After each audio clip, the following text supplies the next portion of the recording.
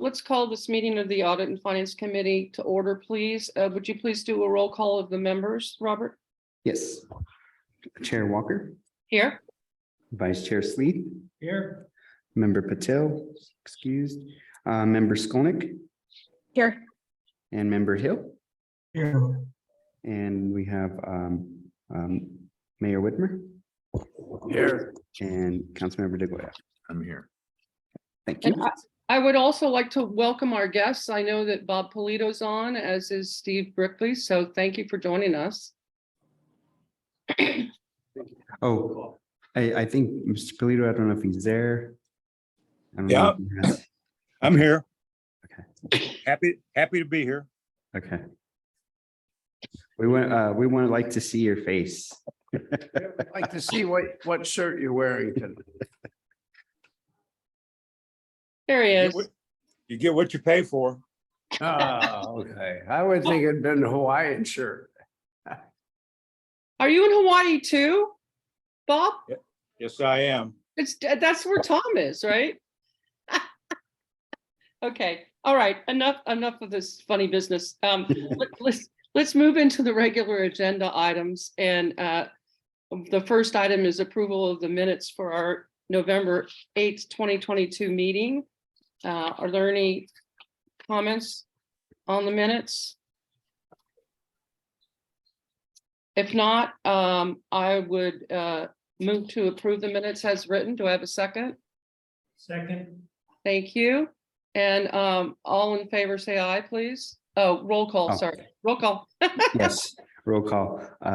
Chair Walker, Yes. Vice Chair Sleeth, Yes. Member Skolnick, Yes. and Member Hill. Yes. Great, thank you. So the minutes are approved.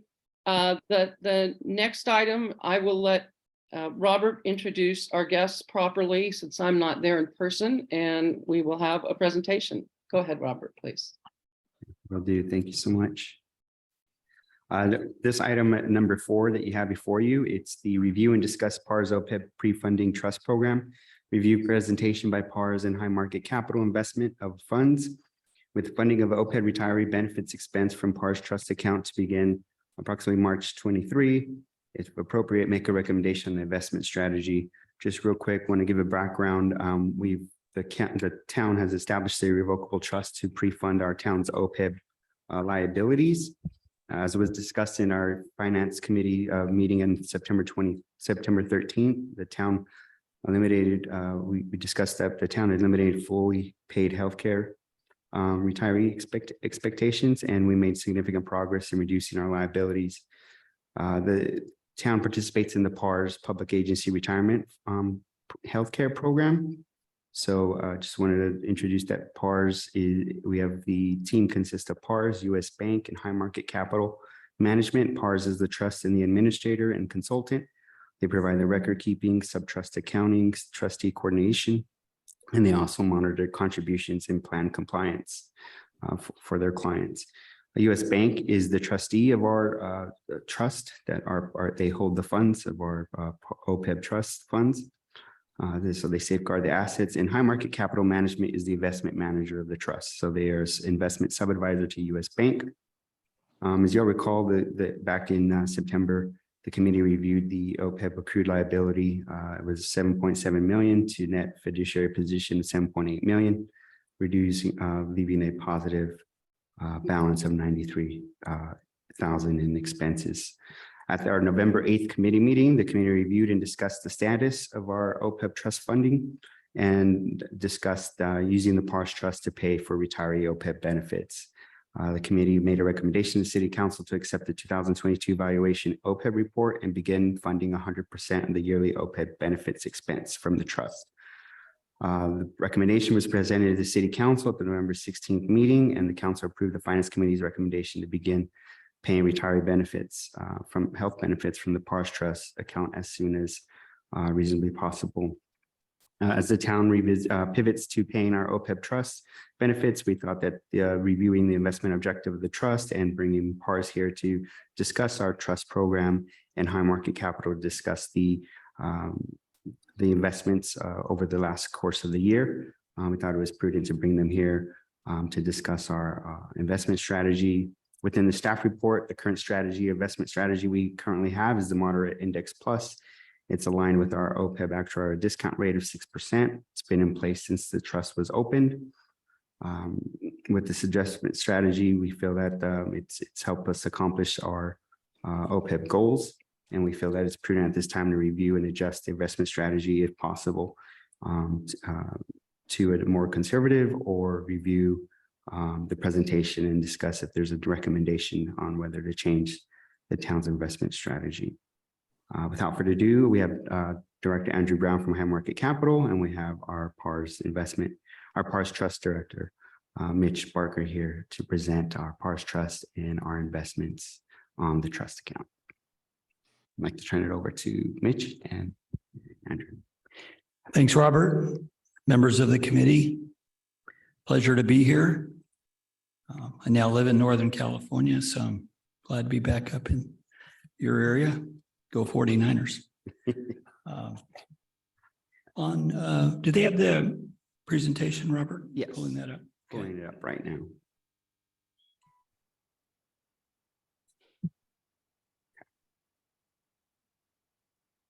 Very good. On page 3. Okay. Right there. You already outlined our duties. Again, PARS is the trust administrator. But this slide may change the next time we get together, because there was a merger that took place, or acquisition. I want to give it to Andrew to give us a quick update on what took place and when. Thanks, Mitch. My name is Andrew Brown, portfolio manager from Highmark Capital Management. I have been the lead portfolio manager on the town's engagement since day one, going back to, I think, 2013. Last time I was here was October of 2019, and this wasn't here. So this is a beautiful building. So congratulations on that. As Mitch alluded to at the bottom of the page, on the left-hand side, you'll see the trustee listed, U.S. Bank. On the right-hand side, you'll see the investment manager, Highmark. Going back to 2013, U.S. Bank was a trustee, and they hired Highmark as a sub-advisor. Now, Highmark is a subsidiary of Union Bank. Well, September of 2021, U.S. Bank made an $8 billion offer for the banking assets of Union Bank, and that offer was accepted. And after regulatory scrutiny, on December the 1st last year, Union Bank became a subsidiary of U.S. Bank. So as Mitch alludes to, some way, shape, or form, the graphic artist specialists who create this diagram will probably do some amending over the next couple of weeks and months. I've been mapped over to the new organization, so I have a job with U.S. Bank. And on Thursday at 9:30, I'll find out who my new boss is. So there are some changes going on. We've worked with them for over 10 years, so I don't think that it'll be drastic changes. They know us, we know them. And if they didn't like what we were doing for them as well as our clientele over the last 10 years, they could have easily said, thank you very much. And, we're going to go a different way. So, there'll be some changes, but I think it'll be relatively, knock on wood, seamless. So, yeah. Thanks for the update, Andrew. All right, page 4. So we've got a IRS approved trust. We wanted to get IRS approval to make sure that the earnings off the assets are tax exempt. That's important. Right now you're in the OPEB only trust, which is the graphic on the left. Would like to move you over to the combo trust at some point. Council's actually already adopted that, and it's just a matter of us completing the paperwork transition. Once that takes place, we would transfer the OPEB money over into the OPEB account, and then you would have a pension account to be used if ever needed. So it's really the sister program to the one you're in. Allows you to set money aside for a pension in the future. I'll touch more on that later. Let's keep going. Page 5. As mentioned, this program began in 2012, so you've been in this about 11 years. Robert mentioned the strategy, moderate indexed, and the lower half of the page, as of December 31st, the numbers Going back in time, you deposited about 1.3 million initially, additional contributions of 8 million, total contributions 9.3 million over time. And the disbursements have been about 3.5 million. Earnings have been about 2.4 million. So the account balance as of December 31st, almost $8 million. Next page. I wanted to show you the graphical history of the contributions coming in over time and the disbursements. This is a funding policy. This is one of the reasons the town has been successful with funding their OPEB. You've committed to an amount each year and you've stayed with it. I wish we could clone decision makers here and put them in other cities that have not done it this way. This is the right way to do it. And as you're about to see, you're 100% funded in 12 years. Normally, the funding cycle for OPEB is 30 years. You've done it in 12 years. So congratulations. Next page. GASB requires that there be an actuarial evaluation done every 2 years. And these are your numbers on the next 2 pages. First, we do the demographics. The actives went up a little bit from 36 to 39. Retirees went down quite a bit, 61 to 41.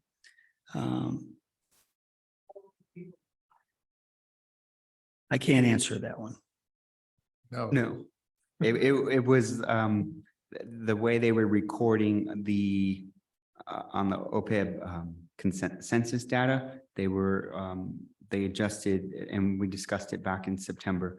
They adjusted the way they were calculating on the OPEB because it's not the people, they were counting also the dependents. So that's why the reduction is there. Correct. Correct.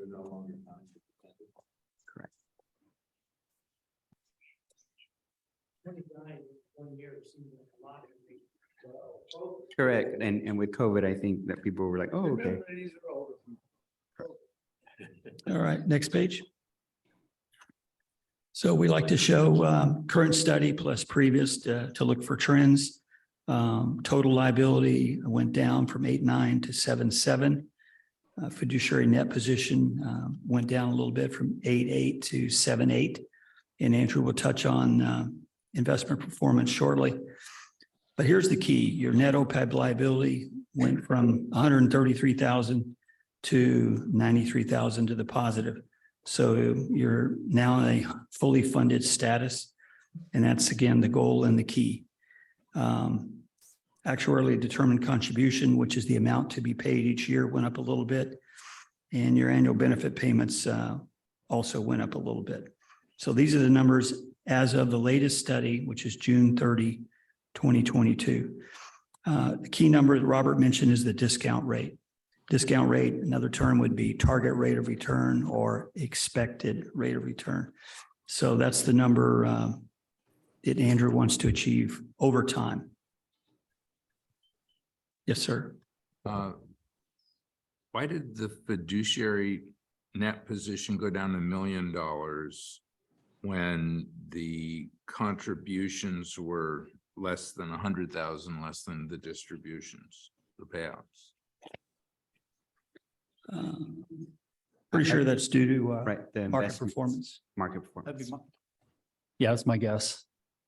So there's a market loss of the difference. Is that what that means?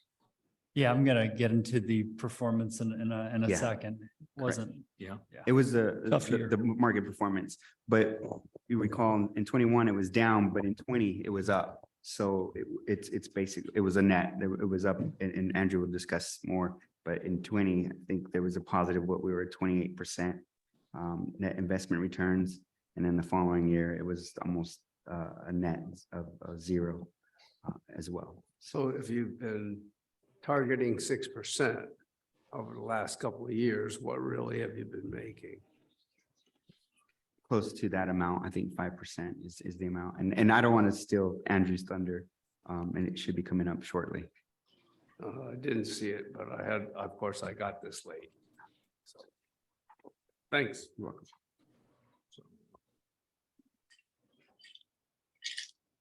All right, with that, I'll turn it over to Andrew to get into the economic forecast and also performance to date. Could you go one more page, please? Perfect, thanks.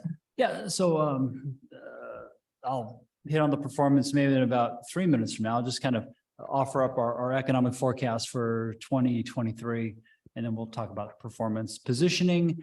And then after that, maybe we can tie all those factors together and maybe have just a thoughtful discussion on a go-forward strategy for the OPEB plan.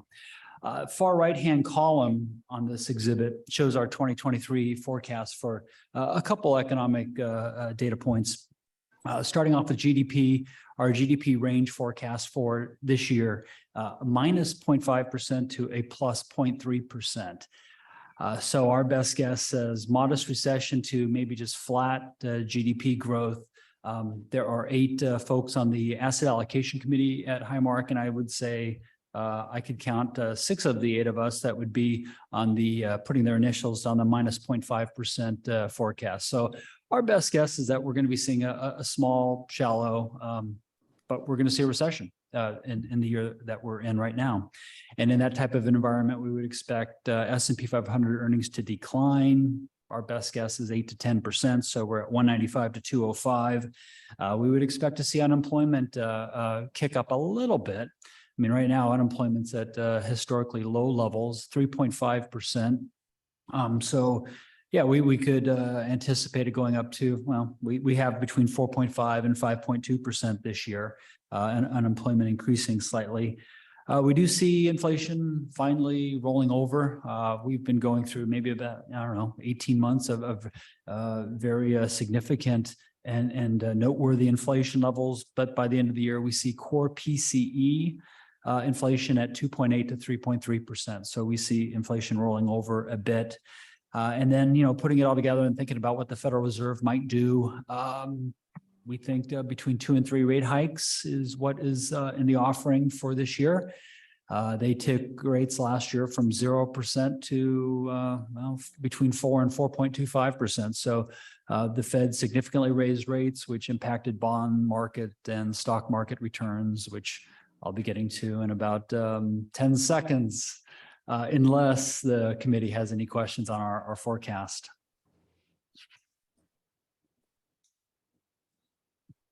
Okay. Thank you for turning the page. Since these are typically annual reports, even though the last time I was here was in October of 2019, I did want to focus on, well, the second column over the left or the third column over from the left, year to date or 1 year period. All these performance numbers are for the investment pool that you're invested in. And so this represents the period ending December 31st, 2022. I'll start with the good news. In a world where the Fed takes rates from 0% to over 4% on Fed funds, cash money market investments are finally able to generate a positive rate of return. We generated a 1.48%, and that's the first row, cash equivalents. The dark colored font would be performance for the pool. The lighter colored font would be some type of representative benchmark. So the first row, cash equivalents, 1.48%. Return for the last year. Row 3 then begins the bad news, fixed income. Fixed income, well, in a world where the Fed raises rates that much, interest rates up, bond prices down, and our fixed income generated a minus 11.44% rate of return, which is a difficult thing to offer the town of Atherton or really any client that's in the moderate strategy, because by and large, we manage this along the lines of a 50-50 strategy, 50% stocks, 50% bonds. We do have the latitude to go to somewhere between 40 and 60% down either one of those asset classes. But in an environment where, if you look at the fifth line, right, where equities are down minus 18.18% for the course of the year, you would expect in an environment where stocks are down almost 20%. Well, the bonds saved us, or they preserved some value for our account. Well, that just wasn't the case in 2022. So equities down 18%, bonds down 11%. Going down to the bottom line number, which is the last row, total managed portfolio minus 14.13%. I know in previous updates, the committee asked me about fees and expenses, and I'm happy to to discuss those. This minus 14.13% return is a gross number. So you would want to factor in, I'm going to best guess it pretty accurately though, 32 basis points of expenses additionally on that. So if you're looking for a net approximation, minus 14.45% would be the net rate of return for calendar year 2022. So, you know, the equity's going down 20%. I mean, nobody likes it, but it probably happens on average about once every 6 years. Bonds going down 11%. You got to go back to the 70s for a period of like that. So it was a very significant negative outlier. We don't see bonds going down 11% on a go forward basis. And if there is a silver lining to fixed income going down this much, is that now yields are actually at an attractive level where we feel very comfortable investing in bonds. So on a go forward basis for the town, we think that 40, 50, 60% that's going to be invested in fixed income will do what we think fixed income should do, provide some protection and, get 3.5%, 4.5% type of returns. So a tough year all around in 2022 for all asset classes, really. Let me pause and see if there's any questions. I see the mayor sort of nodding, like you might have a few.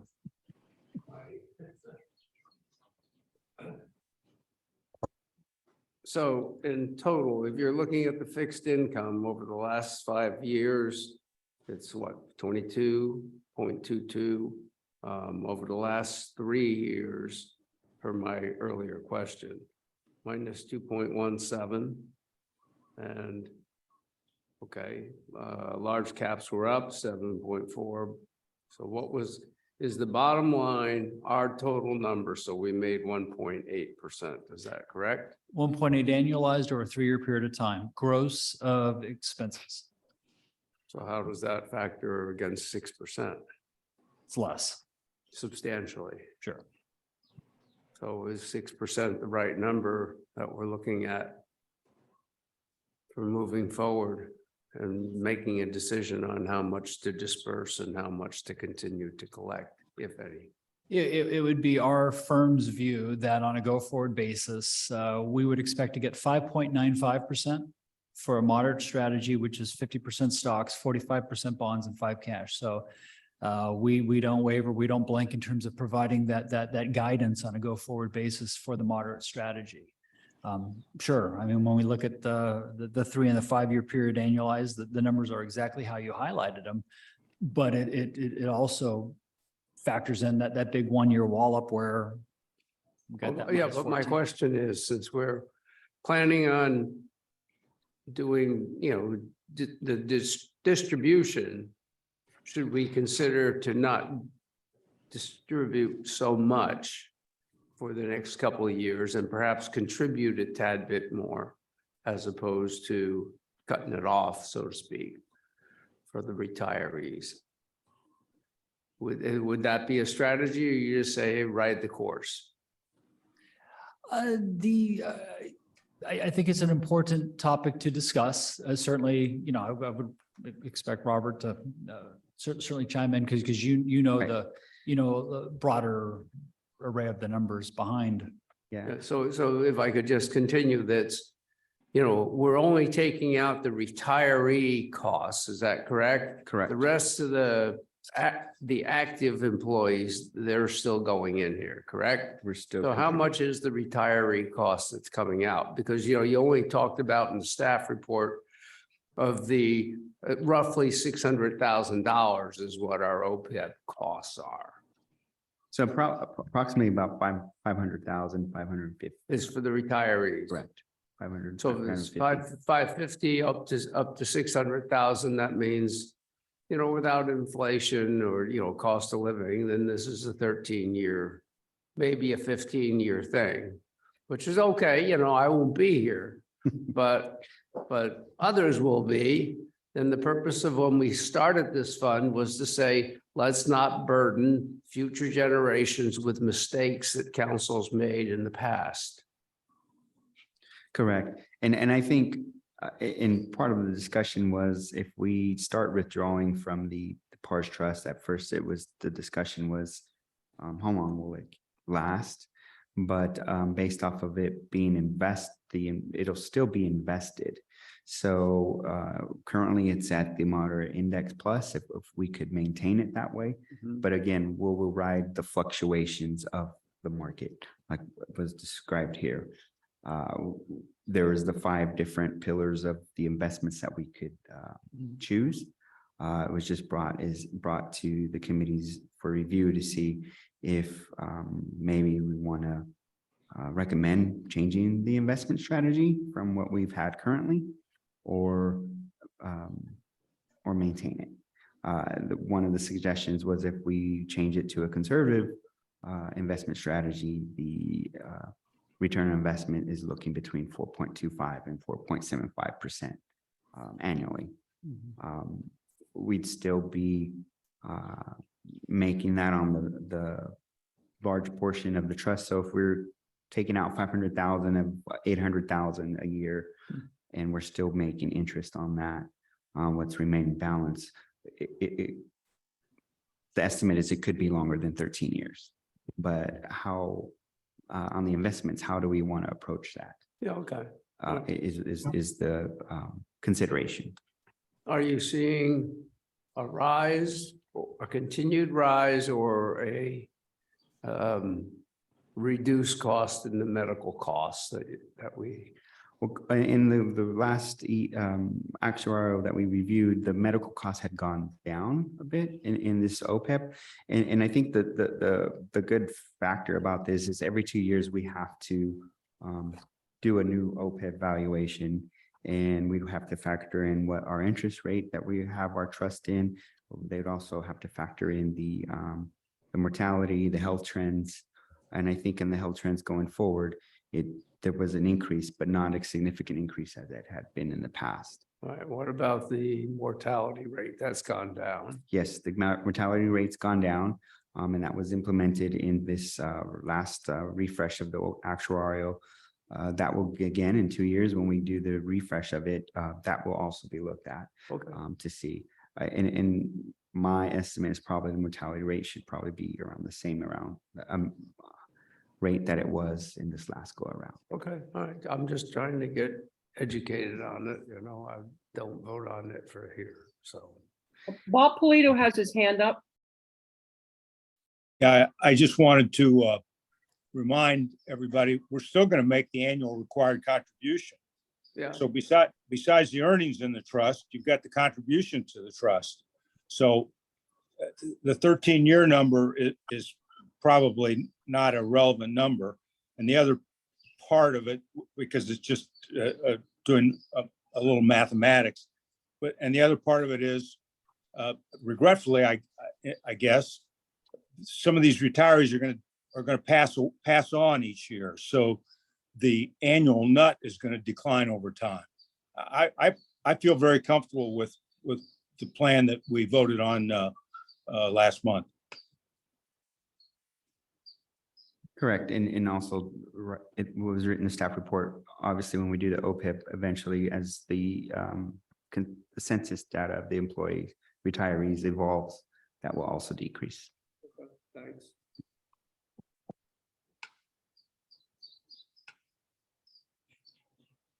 Any other questions on the investment performance?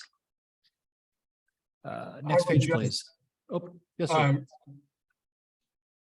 I believe that in all future presentations, you should show net of fees. I mean, that's the meaningful number. And we shouldn't have to mentally subtract it. I understand that. I embrace it. And this committee has requested that in the past. And the challenge is that this is an investment pool. So it's blended with several constituencies invested in this pool. And so there's an average fee taken out of the pool, which may or may not, and in this case, it would not be the exact number that the town incurs. So it wouldn't be accurate. It may be close, but it wouldn't be accurate. So because it wouldn't be accurate, we can't show it. So I do apologize for that because I think my DNA is similar to yours, hey, show me what I made, the bottom line. So I apologize for not being able to do that, but we just can't.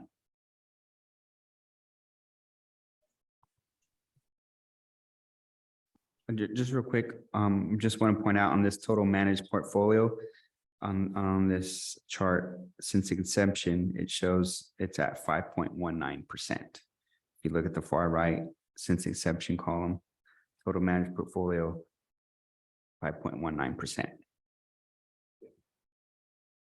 Next page, please. Thank you. Just a quick summary of where we finished the year in terms of our positioning. And once again, moderate is the name of the investment objective, which just really corresponds with an asset allocation policy where we can manage equities between 40 and 60%, fixed income 40 to 60%, and cash ranges from 0 to 20%. Far right-hand column shows the rough positioning as of the end of the year. I say rough because if we were to rebalance back to our end of the year positioning target, it would be 46.5% equities, 48% bonds, and 5.5% cash money market. In my almost 20 years, going back to 2003, heading up the relationship with the PARS clients, this is really the highest we've ever had cash position. We really don't, well, I mean, we do manage cash, but it's not really a focus of what we do. But yeah, in an environment where, we're underweight the equities and cash is getting us 4.1%. We feel a little bit comfortable having a little bit higher than normal balances in cash money market. So 46.5% equities, 48% on fixed income, and 5.5% cash money market. Next page, please. This is just the underlying index funds that we are invested in for the town's investment pool. For the equities at the top and fixed income there at the bottom of the page. So let me pause and see A, if there's any questions, and then B, maybe get a little bit of guidance in terms of the next discussion points. Do we want to talk about bigger picture, go forward investment objective? Or should I hand it back to PARS because I think that Mitch has a few follow-up items to review. I think the big objective outlook and where we're at here, and then possibly discuss some investment strategy options. Okay. Sir, could you go back to page 8, please? Oh, Walter, he's control. This one? Oh, okay. Sir, I thought you were doing it. Page I 8. was looking at you the whole time. I'm doing it. Yeah. Okay. So really, in any discussion with respect to the investment objective, we do have to think about the discount rate and what we can expect to generate. So I offered up moderate, our firm 5.95%, which dovetails right under 6%. The next, or the one that's a little bit more conservative, at least in our continuum, would be something we call moderately conservative, which is 30% equities, 70% fixed income. We put forth a 5.4% discount rate target for that type of investment objective. And so if GovInvest, your actuary, then were to take that 5.4% as gospel, the discount rate is lowered, which then causes liabilities to go up a bit in value. So this very stellar and wonderful 101% funding ratio would probably go down, all things being the same, and can't guarantee it, but just for discussion purposes, we're probably in the mid 90% level of funding ratio. Still stellar. Still, you would get an A if you're grading it on the curve with almost any client in this state. This is fabulous. But just for understanding the dynamics of involved of getting more conservative, that's the first thing I would offer up. In an environment where you're fully funded, go down a little bit less, but now you're having more in fixed income. Not that we're trying to market time it or anything like that, but having more in fixed income in this environment where I can look you all in the eye and say, guess what? We're going to probably get 3.5% to 4% on fixed income because yields are higher. I would feel a little bit better about that, but really any decision that you make either today or in follow-up meetings, you would want to think about it the long term and not any type of market timing. But yeah, I think it certainly has some merit to think about maybe getting slightly more conservative. But by no means is it a mandate. You can stay the course on 6%, 50-50, and maybe try to get a slightly healthier funding ratio. Because if you are spending $500,000 to $600,000 in terms of paying out benefits, that's about what, 7%, about 7% of your current corpus. Pay 7%. Our combined fee is probably 60, 70 basis points. And we would make what, 6%? I mean, you're still, I don't want to say in deficit spending, but more is going out than more is coming in on average. So if you wanted to get in a slightly healthier position before before getting more conservative, yeah. That gets worse every year, right? The longer we go, more goes out than comes It in. gets worse every year, but I mean, if the math was a perfect kind of straight line, it's a very small degradation annually.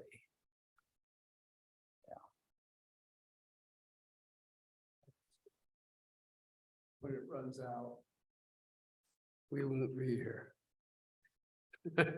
Robert may be here. Yes, hopefully. No, we just want to make sure we're stable, and I know there's a lot of work that went into making the original net, recommendation to the council, which the council accepted.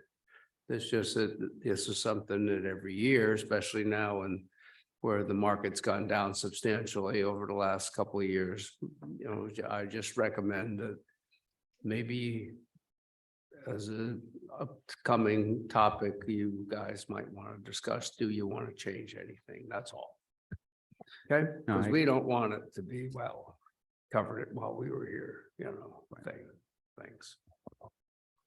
Now, do we- I'd like to ask a forward-looking question about your outlook for equity. And I will confess that my husband and I are way overexposed in equity for a variety of reasons. And we've seen a huge degradation of the value of our portfolio in the last few years. But I personally believe that long-term, that's where I want to be. And I actually think that the equities come down so much in the last couple of years that it's got to go up. So am I just stupid? Careful. That's an easy question. No, you're not stupid. Thanks, Rich. No, so they've come down so much, they could certainly come down more. Typically in a recession, equities go down 20, 25%, sometimes more if it's a really, really bad recession. If our crystal ball is perfect in terms of the recession, calling for the little junior varsity recession of a minus 0.5%, it's not drastic. And we were down at one point 22% last year. So would I anticipate equity returns much higher over the next 2 to 3 years? Sure. Doesn't mean we're going to get it all in 2023. You look very young, and having a long-term time horizon probably makes wonderful sense to maintain your equity position. But will you be rewarded in the next 11 months of this year? Hopefully, but if not, 2024, 2025, long term. I mean, me personally, I'm 57. I haven't done anything different with my equity allocation for my 401k over the span of the last 12 months. I'm almost at 70%. And I would second that and further point out that we're dealing with a long-term liability here. We can experience short-term volatility. And my experience has been when the market has declined, people like us who are responsible for investment policies often do exactly the wrong thing, which is to get more conservative. When the market is booming, people do the opposite. They get more aggressive. I think the 6% target that we're on, 50% equity roughly, is the right thing. And it is the basis for us having a net zero unfunded liability. If we decrease our expected return by 1.5%, our unfunded liability is going to go up by over $1 million. So, which means that essentially that's what, on the basis of the, the actuarial valuation, the town will have to come up with that much more money over the life of this liability. So, I mean, my inclination of anything would be more aggressive, but certainly not less aggressive, because it's just going to likely to cost the town money.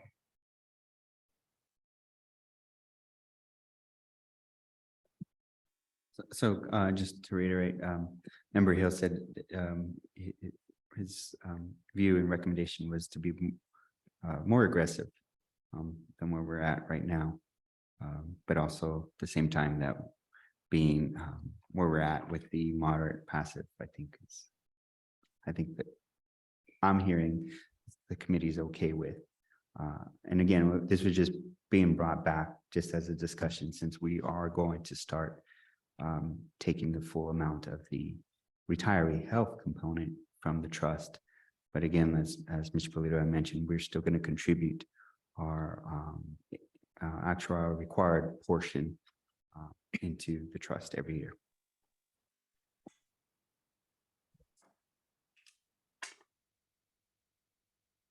You have been taking a disbursement out each year if we look at the history, right?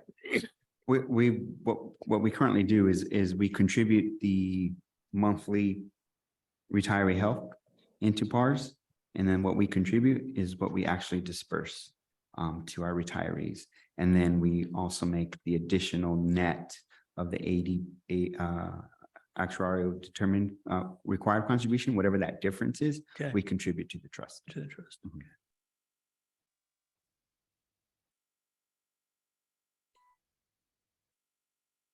There's a hand raised. Yep, can you hear me? Yes. Yeah.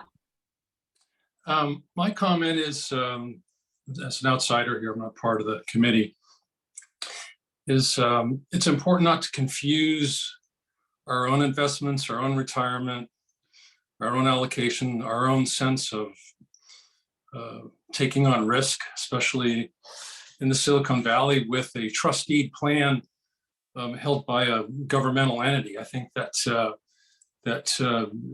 many would argue that this should be a very conservative plan, really there to preserve capital. And I think the position it's in now, where it's basically almost 50-50, is more than aggressive enough, in my view, for that type of a fund. I don't know what you gain. I know that you could gain investment return by taking on more risk. And you may look back at this as saying, wow, this is a real missed opportunity. We could have reallocated the portfolio into a 60-40 or a 70-30, 60-40, 60 equity, 40 bonds, 70 equity, 30 bond portfolio, and really gain from buying at the bottom. But again, I think it's confusing it with your own portfolio. And we have a different task in funding this thing and preserving the capital.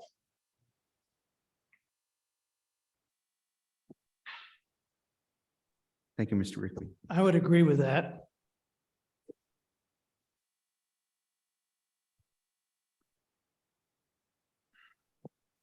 Steve, wouldn't you say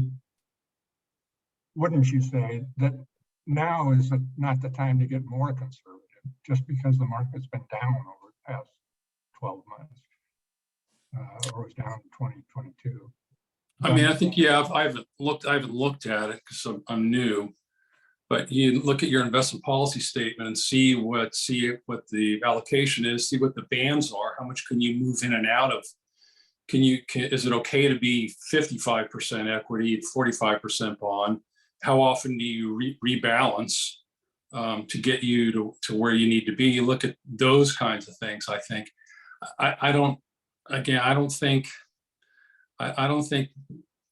what do you gain by moving the risk up in this portfolio. Maybe you'll gain some return, but what do you lose? You lose the idea that the people that are entrusting you to make payments on this liability, that you're actually going to go ahead and do that. And you're going to invest it wisely to do that. I don't think that that if they were sophisticated, that they would say your objective is to grow the heck out of this thing and really try to get investment performance so that when you're in a position of being 103% funded, you could actually be in a position of being 120% funded. I don't think that's a government objective. I think preservation of capital is probably more a government objective than investment outperformance. And I think people's own ideas about how they invest regularly gets into these portfolios. Steve, just to clarify, this is Ann. I did not mean to suggest that we should get more aggressive. I was simply wondering if it's appropriate to get more conservative, because I personally, from what I understand, it seems to me that at the moderate level with I believe that was 50% target, 50% equity, 45% fixed income, 5% cash, and correct me if that's wrong.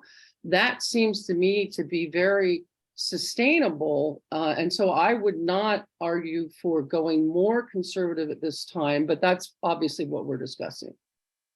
The 50, 45, 5 allocation is what the moderate position points are long-term. So you are correct, Ann. Part of when I said I would recommend, or my preference would be more aggressive, it's concerned, we're assuming a 6% return on this strategy that we've adopted. But the 10-year rate of return for that strategy, the actual 10-year rate of return is only 5%. You'd have to get more aggressive to get to 6%. Now, I'm hearing that Highmark is still comfortable with this strategy having an expected rate of return of almost 6%. So on that basis, I'm happy with that, but I don't see any reason to get more conservative at this point, especially, and which basically would turn our net funded status into a significantly unfunded status the next time we're evaluated, because we're not going to have the return that we're projecting. And it means that we would expect the town is going to have to come up with the difference. So 50-50 is not some kind of wild investment strategy. It's conservative. And to get more conservative, I just don't see the argument. Noted. I think it was just at the recommendation, if it was appropriate, the committee can make a recommendation to adjust the investment. But I believe the sentiment is where we're at the moderate passive, and we can revisit this further throughout the year based off of what we think. Yeah, I absolutely. I mean, just because we typically meet annually doesn't mean we have to wait 12 months to revisit this. But I would put it forth that this is probably going to be the topic that we'll have on the table going forward every time we get together. And kudos to the town for putting this front and center because you are so solidly funded. So yeah, we'll pick it up next time we get together. Thank you. And then I think Mitch I don't know if there's any more questions for Highmark, and we'll move over to PARS. Okay. To discuss the last part.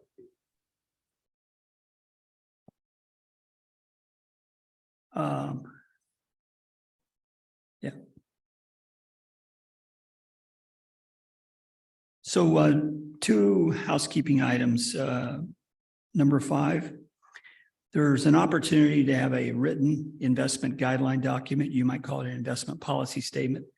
Highmark offers these. I think it's good policy.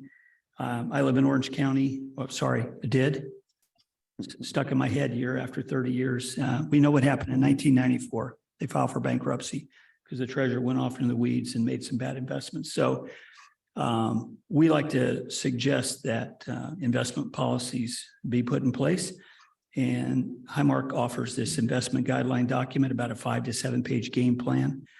I'd like to recommend it. Send that to the committee and hopefully get it signed. It says pretty much what they can invest in, but it also says what they cannot invest in. And it's many of those things that the treasurer did back in the day, including derivatives, precious metals, raw land, and so forth. So do you think that's a good idea that you'd like to bring forth and have reviewed and get signed, Robert, or committee? We can bring it back and revisit it. We currently have one in when we instituted the investment strategy. We do, but yeah, we can review the a guideline, investment guideline through High Market and discuss it and Okay, make a, yeah, yeah, we can compare it to what we currently have. And then, Yeah. like you mentioned, so you obviously have an investment policy in place for the general fund, but correct. that's completely different. You're restricted. You cannot invest in equities on that. We are investing in equity, so completely different policy. Okay. Yeah, that's why we think it's a good idea. I like that. All right, and the other housekeeping item is number 10. That's an employer portal. The features of that are on the next page. Gives the ability of the plan administrator, which I believe is George, town manager, finance director, anyone else that can you want to authorize to have online access to, as you see, monthly account balance, transaction history, and other things. So if you would like that feature, Robert, let me know and we'll send you the paperwork. Okay. Okay, very good.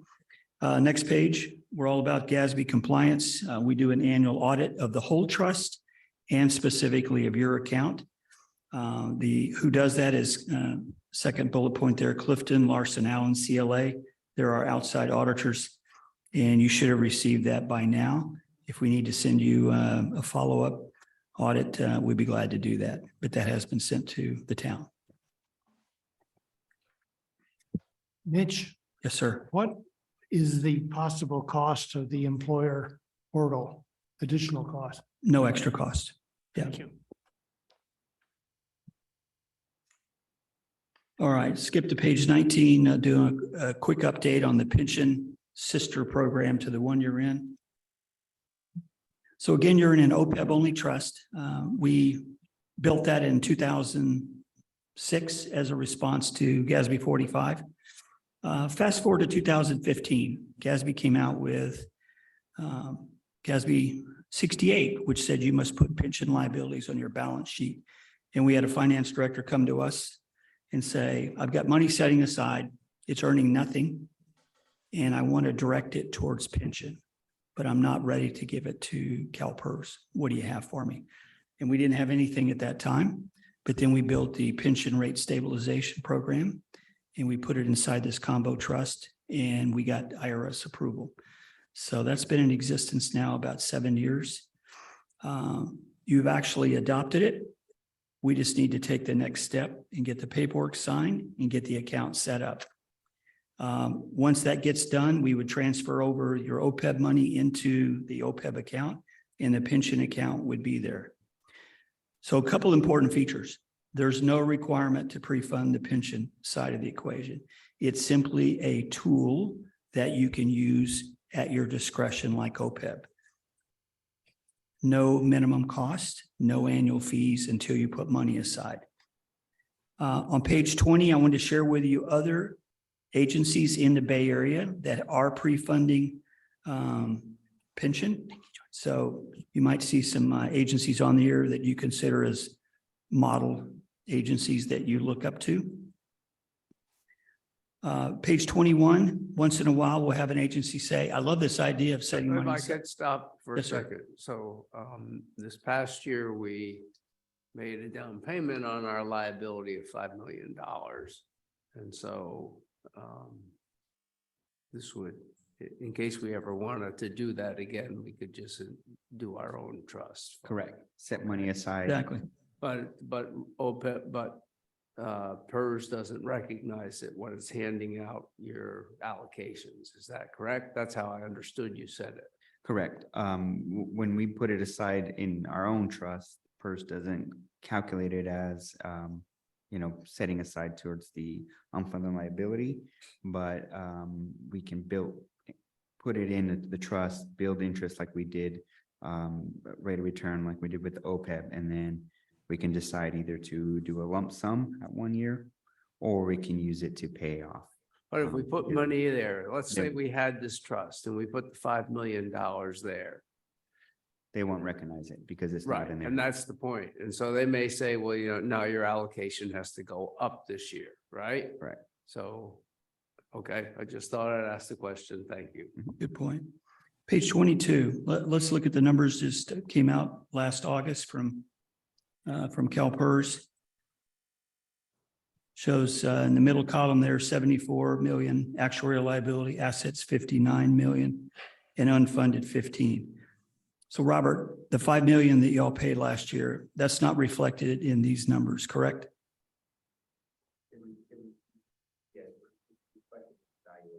Oh, it is? Okay.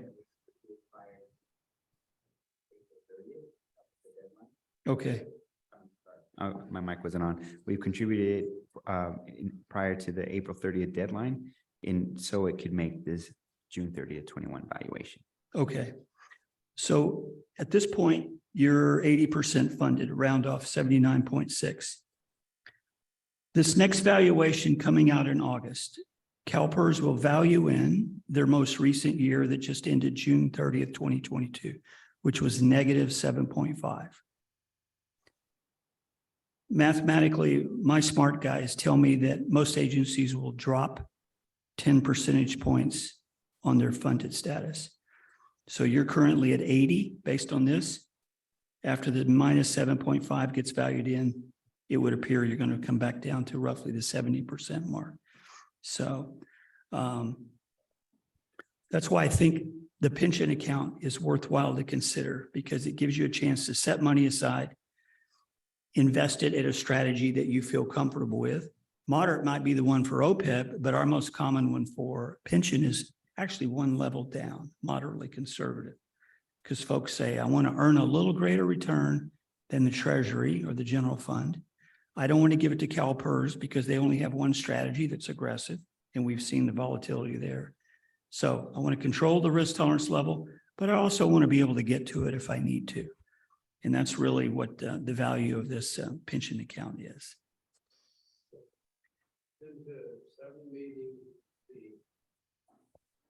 PERS number 2 guy, not the number 1 guy. And even though we've had, the drawdown in how they've invested, they still said that they feel they're on course with the 7% discount. They don't think anything needs to be changed, et cetera, et cetera, et cetera. They've said that over the last 2 years. So, I'm not really sure. I understand that they've supposedly lost substantial amount of money, but they feel like no big deal. And so, I can understand what you're saying, but at the same time, they're not saying the same thing. I guess that's the thing I just wanted to point out. Yeah, good point, Bob Mr. Polito- Mayor. Bob Polito has his hand up when it's time available. Well, just one quick thing. Either Robert, I misheard you, or I think you misspoke. That $5 million that we deposited was not credited to June 30th, 2021. Was credited in 2022. We just did it a few months ago. Correct. Correct, but it would be part of the, you're right. So that 80% funding ratio does not reflect the 5 million. It'll obviously be significantly higher. I just thought that was important to point out. Yeah, thank you. And the flip side of it is they did count it in to ensure our unfunded liability payment for the 22-23 year, because we made the contribution prior to April 30th of 2022. The 22-23 UAL was reduced. That's when we had discussed it in the staff report. If we contribute this now, our UAL for the 22-23 will go down. And that's why we did that. Correct. Prior to. Correct. Yes, that's correct. Yes. Yeah, thank you for the correction. Good point. So go to the last page, page 24. So these are sort of the reasons why we think it makes sense to set money aside for pension, smooth out pension rate volatility. We've seen what happens there. Offer a hedge against inflation, provide a fiscal tool in your financial toolbox. There's no cost to add this pension capability. You've already effectively adopted it. We just want to formalize it by getting the paperwork signed. And then really it's allowing you to prepare prepare today for tomorrow's pension realities.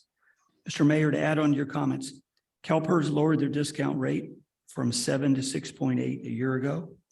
And they've indicated they'll revisit this in the next 5 years. John Bartel, the leading actuary in the state, predicted about 10 years ago it would go to 6.2.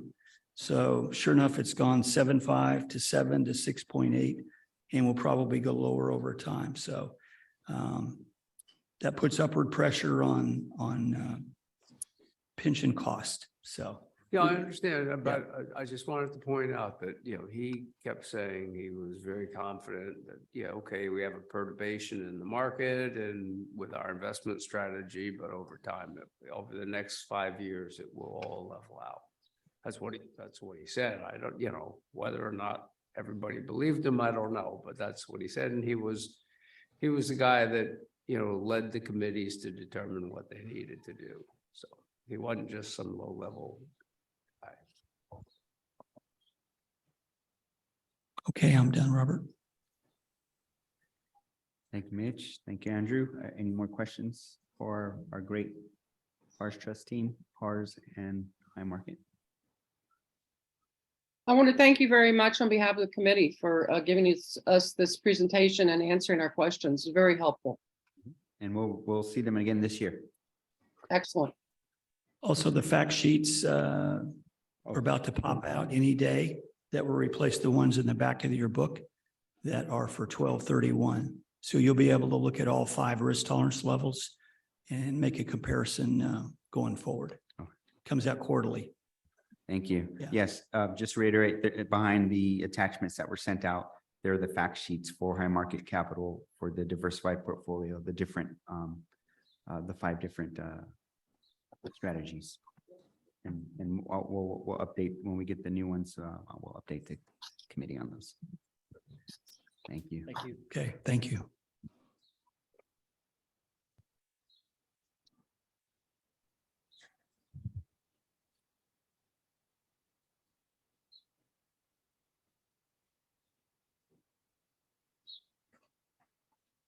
Okay. Chair, I'm going to proceed with item 5. That's okay. Yes, please. Great, thank you. Before you is item 5. It's the presentation by Insight Asset Management Investment Program review of the town. It's the review also of the statement of investment policy, and if appropriate, make recommendations of changes to the investment policy for city council approval.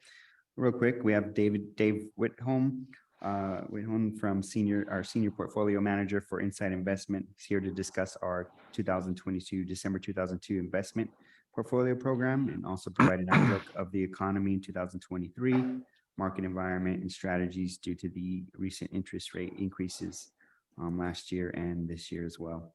And also staff returns with the investment policy for review for the finance committee to ensure the consistency with overall investment objectives. It's required that we review the policy at least annually, even if there are no possible changes to be made to the policy. Staff believes there are no changes to the needed policy at this time, but right now, and without further ado, I would like to turn it over to Dave to present our Town of Atherton investment program for this as of December 2022. Dave? Thanks, Robert. Can you hear me okay? Yes, we can. Okay, great. Robert, if you could turn to the slide with the first graphs on it. That's it. Just a little review where we were last year on 12/31/21. is that bottom line, that light green line. As you can see, on 12/31/22, interest rates are up almost 4%, 375 basis points in the 2-year area.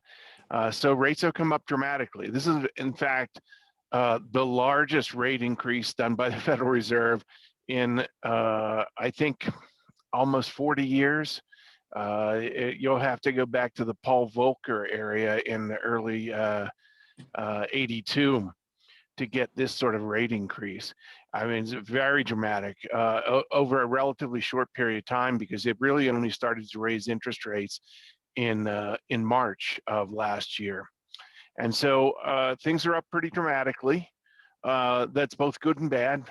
Bad for the existing portfolio, but as it matures, we're putting in some nice yielding securities within the portfolio. So that's very helpful, because if you go back to 2019 and 2020 and even early in 21, because of the pandemic, interest rates are at the absolute rock bottom. I mean, we saw the 2-year down below 20 basis points. So that's less than 1/4%. So things are changing pretty dramatically. And so let's go to the next chart, and we'll talk about some of the economic changes that have been happening. Personal savings, because of the pandemic, they did a lot of fiscal stimulus and sent a lot of checks to a lot of people. And so the personal savings rate really spiked up in 2020, and it's been coming down. It spiked up again in a little bit in 21, but continues to drop now. But the cumulative spending, the cumulative savings rate, as people put those checks away and didn't necessarily spend them because of the pandemic, was held up pretty high, mostly all the way through 21, and it really only started to drop in the latter half of 2022, but it has started to come down pretty dramatically now in 2022, and that's caused the money supply to shrink, and that should also affect the inflation rate. So that should have a lowering effect on the inflation rate as that money supply goes down. The debt to service as a percentage of disposable income, it's up a little bit. It certainly went down during the pandemic because the savings rate was so high, and people weren't incurring a lot of debt during the pandemic, but people have gotten back up to the area of incurring some debt, and that's been pretty good for the economy as well, and that's been keeping the economy going throughout 2022, and we expect that to continue here, at least in the first part of 2023. Robert, let's drop down to the next slide. Also keeping the economy very strong was the unemployment rate. This says it was at 3.7%. That's a little old. In December, it actually dropped down from 3.7 in November to 3.5% in December. So 3.5% is the all-time low unemployment rate.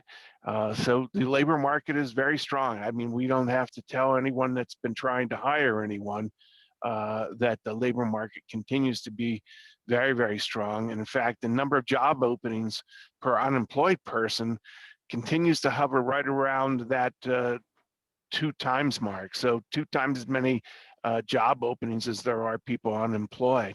Now that's leveled off a little bit. You can see it had peaked out earlier in 2022, and it's come down slightly, but it's really sort of leveling off. It hasn't come down dramatically as people had predicted that it would. Oh, that's going to come down very quickly as we start to get layoffs, and it really has come down a little bit, but it still is at a relatively high level, and certainly much greater than it was before the pandemic started. Look back into 2018. And that was a strong labor market too before the pandemic, but it wasn't nearly as strong as it is now. It's almost twice as strong a labor market. So we are starting to see some layoffs in the areas that you would expect first. You would expect the tech sector, which hired dramatically in 2020 and 2021 in anticipation for future growth. now that we're starting to get a little bit of a slowdown or a leveling off, you are starting to see some layoffs in the tech sector, and you're just starting to get a few whispers of it in the manufacturing area as well. 3M was out the other day and was announcing a few hundred people laid off. So those are starting to come. The labor market's continuing to be soft, but we're still adding over 200,000 new jobs a month. And so that's a relatively strong pace. And with the labor market being at 3.5% unemployment, we haven't seen that in many, many decades. So, and in fact, I think it's an all-time high or low, all-time low in unemployment. So, Robert, let's drop down to the next slide.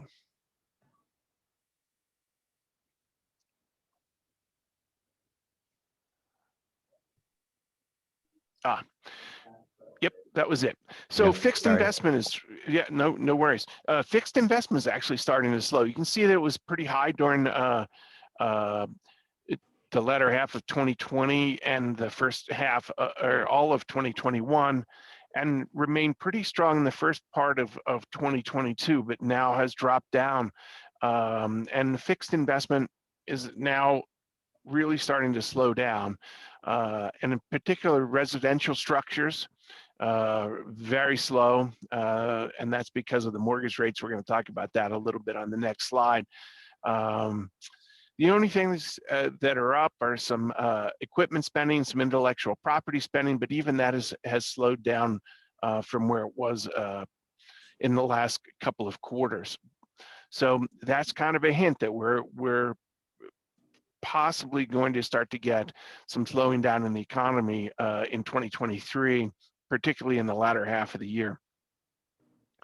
It's just a sort of a canary in the coal mine when the fixed investment spending and particularly private spending starts to slow. Robert, let's drop down to the next slide. Quick question about the previous slide. Yes. What does it mean for it to be negative?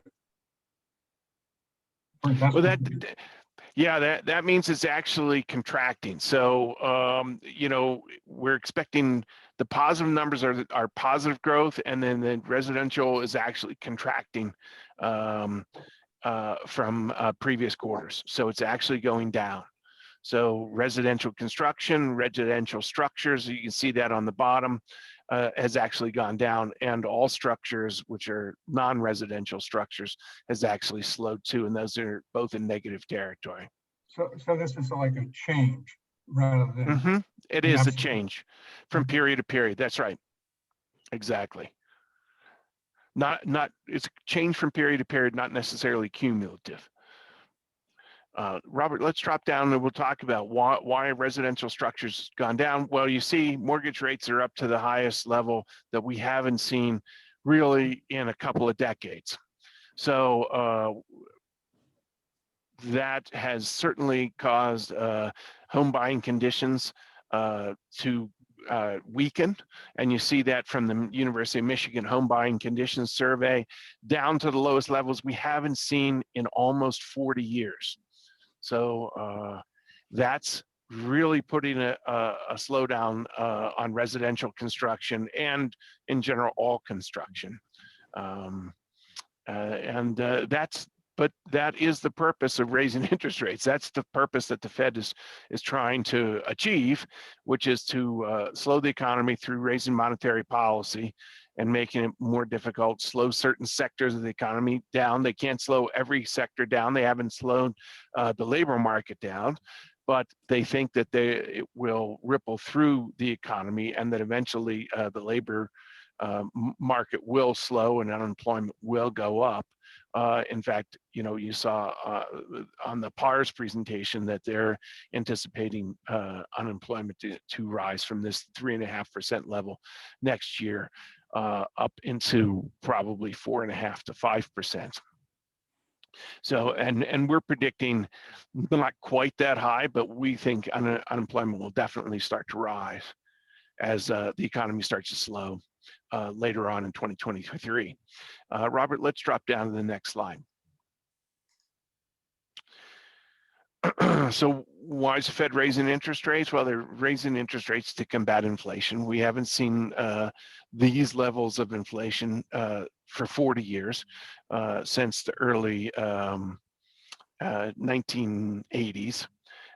So they want to have a Fed inflation rate of around 2% is the Fed's target. That's their goal. Their goal is to get it back down to that 2% as quickly as possible. It's not going to happen very quickly. As you can see, US CPI, or the Consumer Price Index, topped out around 9% earlier this year. It started to come down. We think it's going to average around 3.75 this year. Might get down to 3.5. It might be 4, but it's certainly dropping. There's something that takes place this spring that's really going to help it drop a lot, and it's called the base effect. And what that means is that last spring we were printing some CPI numbers on a month-over-month basis that were over 1%. In other words, prices were going up 1% per month for several months last spring. Well, they're not doing that anymore. And in fact, in December, month over month, inflation actually dropped. So prices actually went down in December. Not a lot. They went down 0.1%. But if you start replacing those 1 month increases that we saw several months last spring with 1.1% increases, then that base effect from year to year will start to drop pretty dramatically. And we're going to see that start to take place probably around April and May. So your year over year numbers are going to start to come down pretty dramatically because we're certainly not adding inflation, and prices are not going up at that 1% level. They're basically stable right now, waffling back and forth between up 0.1 and down 0.1. So from month to month as they change. So that's going to help a lot, and that's what the Fed's looking for. So this inflation rate is going to come back down pretty quickly. What they're surprised is that the labor market hasn't been affected. You've seen the layoffs, and almost all you guys in the Bay Area have to be seeing it because there's a lot of the tech companies have been laying off pretty dramatically, but they also were hiring very dramatically in the last couple of years. So taking an opportunity to reorganize and reshuffle is probably a good opportunity for them as some of the growth slows down a little bit. PCE, core PCE, we're going to talk a little bit about that. It's similar to the Consumer Price Index. It uses a slightly different mix of measures of prices. That's the personal consumption expenditures is what it is. But the reason it's important is that's the one the Fed really looks at. That's the one the Fed tracks a lot more than CPI. And you can see it's slightly lower. Let me just get to some of my notes. For instance, core PCE, it's going to come out and be updated for December on Friday. Right now, it's running regular headline PCE without adjustment for food and energy, which is what the core is. Headline PCE is running at 5.5. It's going to drop to 5% most likely on Friday. The core number is running right now at 4.7% was the last reading. It's probably going to drop to 4.4% on Friday. So those are the adjustments that are being made. I want to say, because if we take the component parts of the PCE apart, there's a goods sector and there's a service sector, and that's on the next slide. And the reason we make a distinction is because they're acting differently. The goods, the price of goods are actually coming down. Some of these supply chain issues that we saw back in 21 and early 22. They've abated now, so that the goods are prices are actually coming down, and right now they're headed down more in that 3% area. But you can see services, which is the light green line there, that continues to go up. And a big component of that services is the housing sector, which we talked about before, because even though houses aren't affordable, the price of housing is still high. But that is going to start to abate, you know, whether it's rents, because right now rent surveys have been coming down. We've seen it for the last couple of months. It hasn't quite caught up with this, the CPI index here, but rents are starting to come down. And we're starting to see housing prices moderate as people are not buying housing. So, well, housing is a big component of that service sector, and you can see it, the service, core services, the contribution on the other side. You can see that dark green piece is the shelter piece of it, and that's the majority of it. So as those shelter costs come down and rents come down and housing prices start to moderate, some of that inflation will also start to come down in 2023. So let's look at the next slide. This is the predictor of what's going to happen with interest rates and what the Federal Reserve is going to do. This is our official company projections. I will say my personal projections deviate slightly from this. We're expecting 75 basis points in Fed increases in 2023.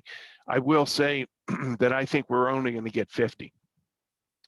The Fed is shifted in December from 75 basis point increases at each meeting down to 50 basis points. I think they're going to have a meeting that starts next week, starts next Tuesday or Wednesday, and it's going to shift to 25 basis points. We're going to have a further downshifting. They're going to go, right now, they're at 4.5 is the upper part of the range for the overnight Fed funds rate. They're going to add, that's going to go to 4.75 next week. And then in March, which is the next meeting, it's going to go to 5%.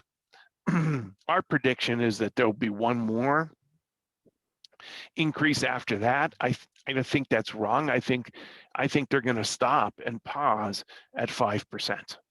But I might be wrong. I mean, you know, maybe the other guys are have it more in tune. They're either going to stop at 5 or they're going to stop at 5.25, and then they're going to hold there for the rest of the year. And they're going to let this base effect on inflation and some of the other things like this reduction in housing costs start to catch up and drive inflation lower and lower as we get towards the end of the year. I think the average for the year we're predicting at 3.75 for inflation, and it should end, the CPI number should end the year much closer to 3%. So even though the average for the year, I mean, it's still pretty high right now, but it's going to start to come down pretty dramatically in this spring. So Robert, the Fed was behind the curve. The Fed is catching up right now. What do we mean by catching up? Well, we want to see that overnight funds rate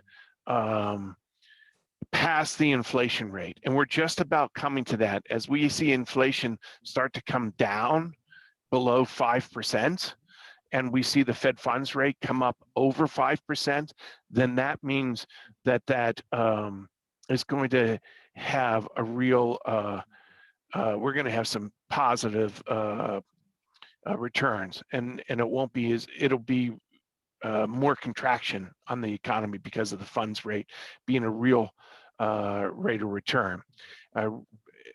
if it's below and the Fed funds rate is below inflation, it's still not restrictive enough because we're not even at the level of inflation. So we want to get that funds rate up over the level of inflation.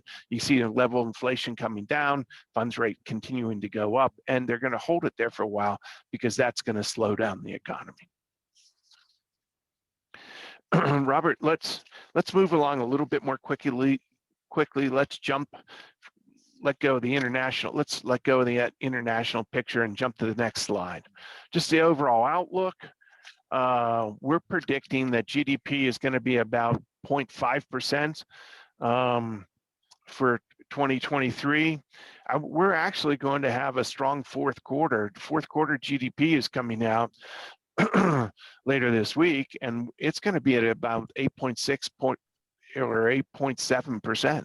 So that was a very strong fourth quarter, but we do expect it to start to slow, particularly in the second half of 2023. I think our first quarter is going to be relatively strong too. It's probably going to be right around just under 2% GDP for the first quarter in 23. Keep in mind, before the pandemic, GDP was really only running at a 2% rate anyways.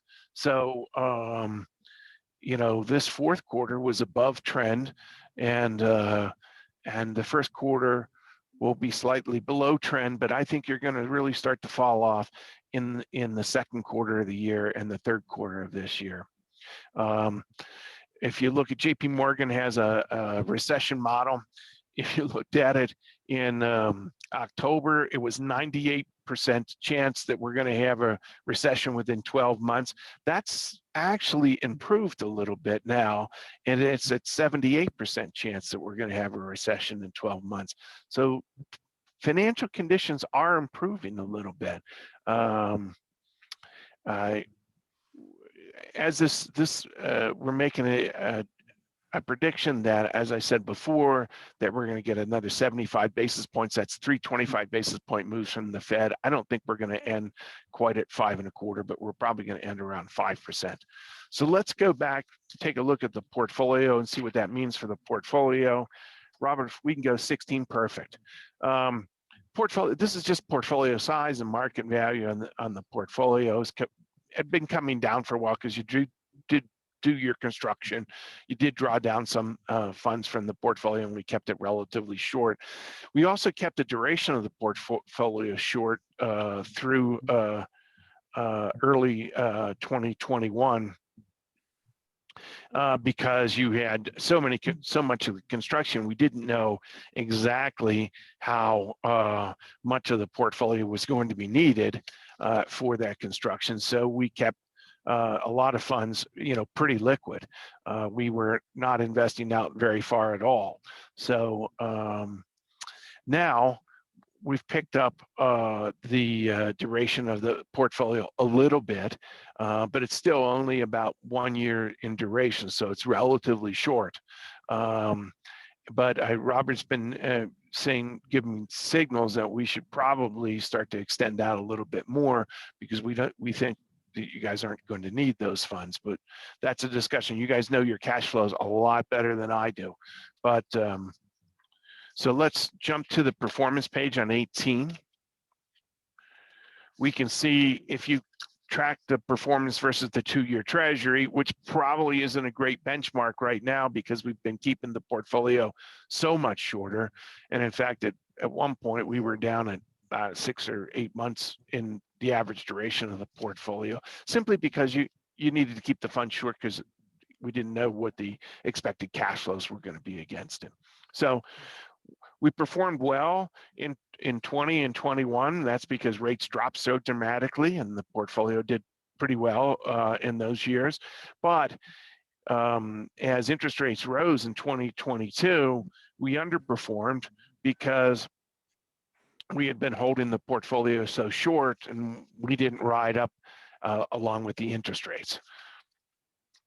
That helped on the total return basis on the next page because you know, if you benchmarked it against a 1 to 3 year treasury index on a total return basis, and keep in mind on a total return basis assumes that you'd sell everything in the portfolio at the end of the period, and that's not really what you're doing with the portfolio, but it's priced at the market, mark to market. Well, you can see the Fed raised interest rates in 2022 about 375 basis points. So every portfolio, including the index, was down about 375 basis points, 365 for the 1 to 3 year Treasury index. But because your portfolio is so short, the value of the bonds only dropped about 1.5% during that period. Now, we'd only realize that 1.5% loss if we sold all the bonds in the portfolio, and that's not our intention. Our intention is to hold those bonds to maturity, and unlike the stock market, which doesn't have a maturity date, every one of the bonds in the portfolio has a maturity date. So if we hold them to maturity, we'll get our principal back plus the interest that we were expecting. So these losses are looking at it as if we sold all the bonds, and that's not nearly the intention of anyone with the portfolio. So let's drop down to page 22. And I know we're getting short on time here, but just an overview of the current portfolio. How's it allocated? Well, we've got a 30% limit on corporates. Right now, we're at 29.56%. So we want to get corporates in the portfolio because they're the best performing part of the portfolio. The rest are in government bonds.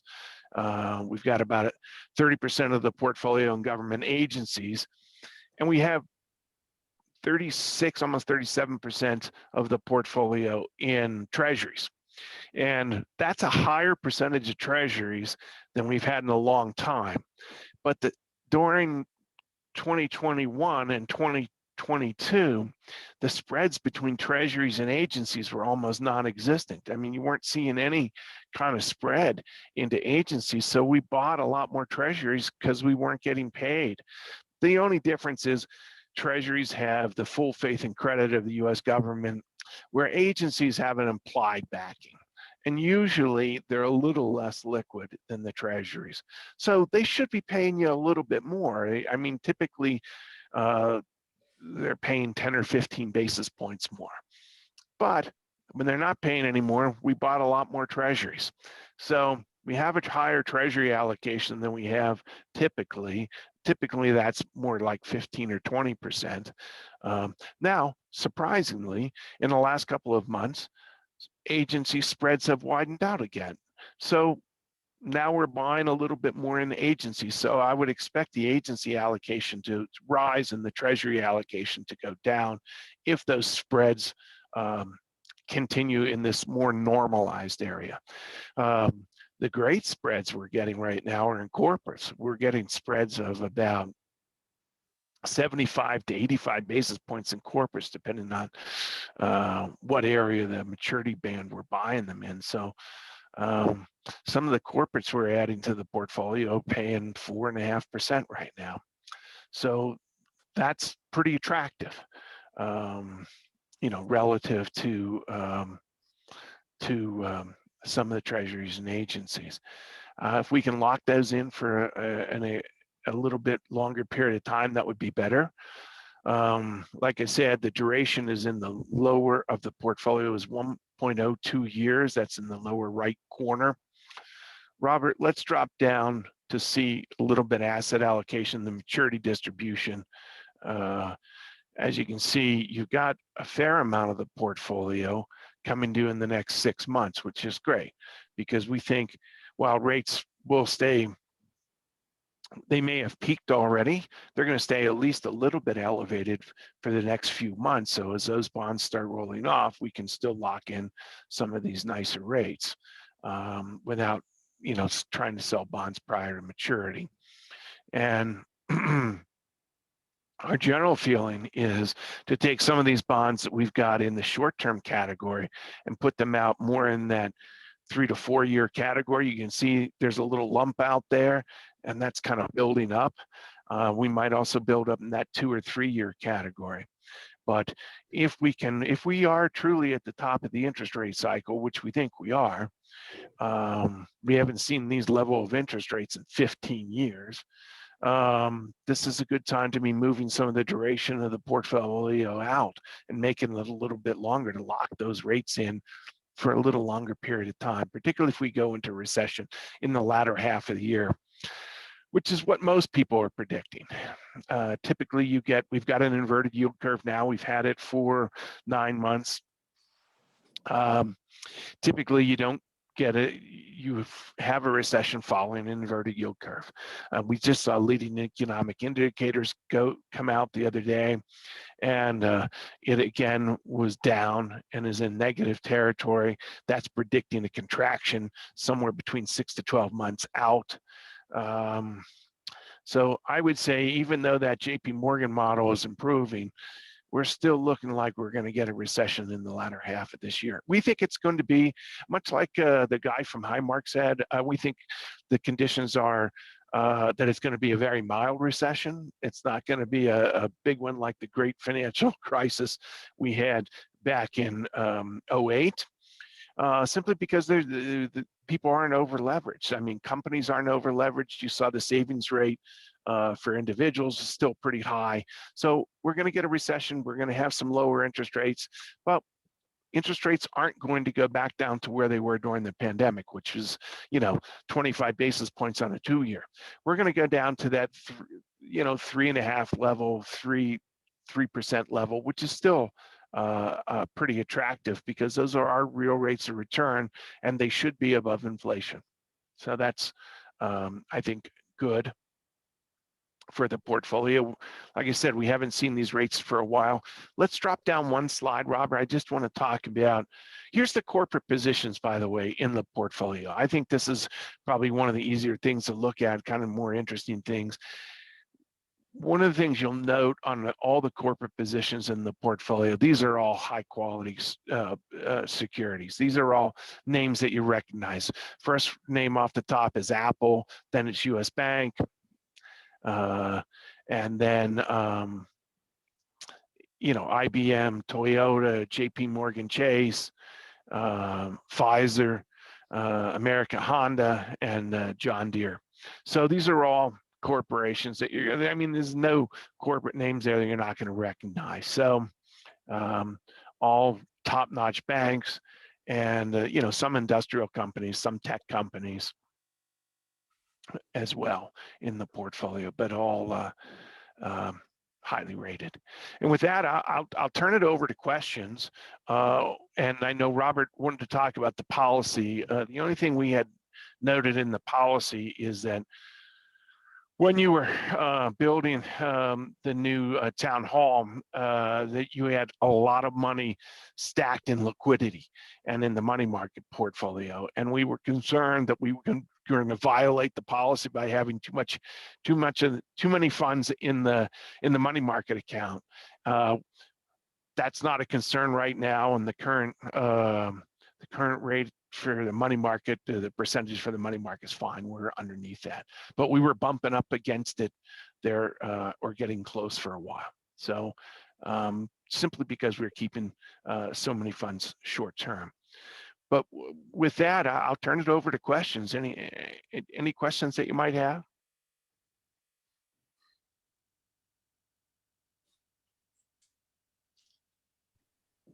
I don't see any. Okay. Thank you, Dave. Appreciate it. Yeah, always And my pleasure. thank you for the great insight, and hopefully, beginning of the new year, and let's get through this, right? Hey, I tell you what, I'm excited. I'm excited to have these securities yielding something anymore.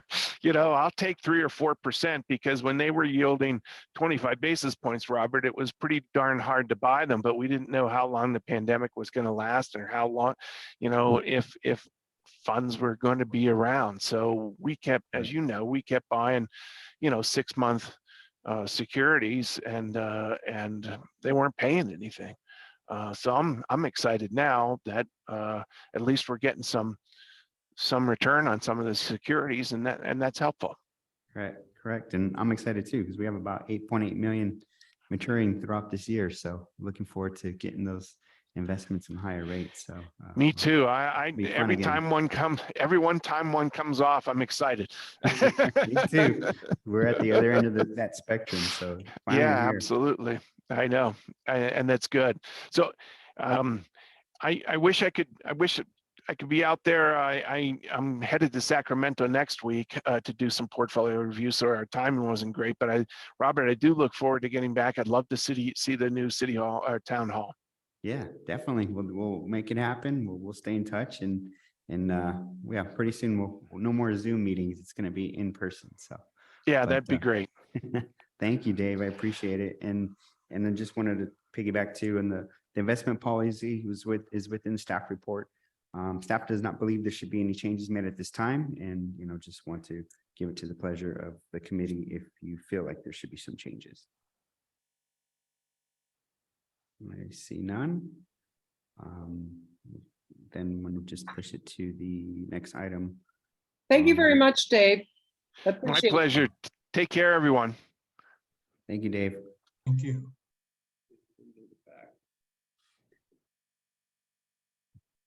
Correct. So that's the end of the contribution. I'm sorry, not the agenda, but the last part of the agenda was the discussion of the coming up with the meetings going forward with the town. So I just wanted to let you all know that starting February 28th, we will not be having in-person meetings.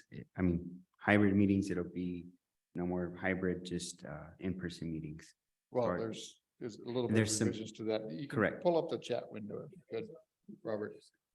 I stuck it all in chat before. I Okay, left, cool. but, I was like, we can still have hybrid meetings, and in fact, the council's direction was to continue to have hybrid meetings to allow the public to continue to participate in that way. But under AB 2449, there's got to be a quorum of the committee in the room. And if any committee member is not going to be able to be present, we've got to follow the existing Brown Act provisions of posting the agenda at a publicly accessible location and those sorts of things. But if you're going to if you're not able to attend the meeting due to some COVID related issue or some other just cause, which is defined, then there's a limited number of times that you can do that and participate via Zoom as a committee member. And if you are participating via Zoom, then you've got to participate with all the audio and the camera. So it's some little requirements there. And there's only like I said, a limited number of times that you can do it. 2 meetings per calendar year is the exception. So happy to answer any questions. Anthony, you have anything else to add to that?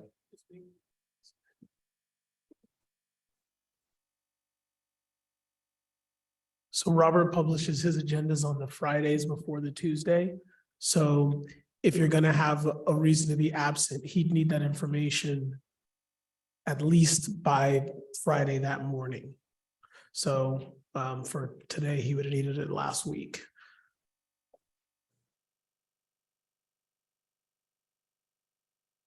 Thank you very much, George, for giving us the details, and thank you for putting it in the chat. Robert, could I ask you to please send a written copy of that out to the committee so we can look at it and make sure that we understand if in fact we do have just cause and so we can make a timely notification to you? yes, we'll send that out. There was a memo that went out to all the committees and to the council about this and to staff. So we'll send that same memo out to the committee. Okay, thank you. You're welcome.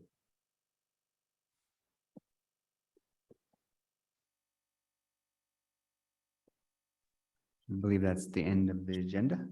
Is there any other business that anyone would like to bring before the Audit and Finance Committee? Hearing none, I move to adjourn. Do I have a second? I'll second it. Thank you, Tom. And I don't think we have to take a roll call on this, do we, Robert? No. Okay, all Have right. a good meeting. Thank you, everybody, and see you in person in March.